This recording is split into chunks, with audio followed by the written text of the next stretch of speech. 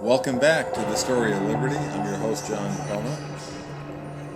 Augustine of Hippo was a great man. He had deep spiritual insight into the Holy Scriptures.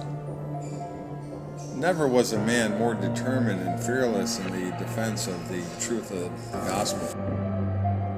He wrote a book called The City of God. In this 22-volume book, it was a defense of Christianity, and it became the first great work to shape and define the mind of men during that age.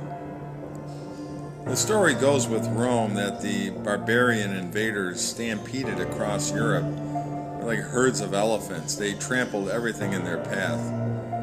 Rome was no longer able to defend itself. It collapsed and the gates of Rome fell.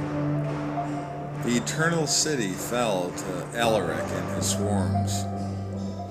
Rome was plundered, the women were attacked, the wealthy were slaughtered, and the art was destroyed. The city was battered. The world reacted in shock, and then Christians suddenly found themselves being blamed. Constantine's conversion made a big difference in 312, but it was 100 years later, and the greatest city and empire in the history of the world were no more. Across the Mediterranean, the world's greatest theologian listened to the reports. Augustine heard about the event, and he wrote The City of God. He wrote about Rome being punished, not for her new faith, but her old sins, her immorality and corruption.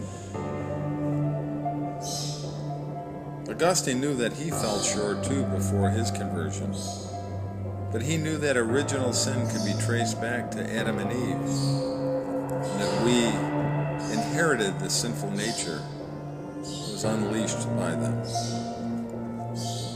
But he also knew that Jesus offers forgiveness, and Christ alone provides eternal salvation, that there is no other way but through Christ. He wrote that mankind is divided into two different types: those that live according to man and those that live according to God.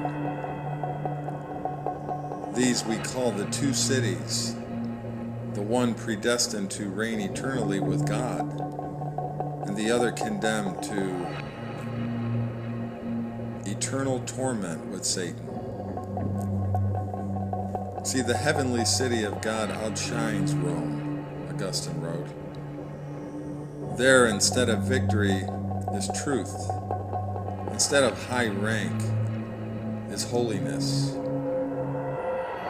Instead of pleasures of this life, is life eternity, joy unspeakable with Christ the Lord.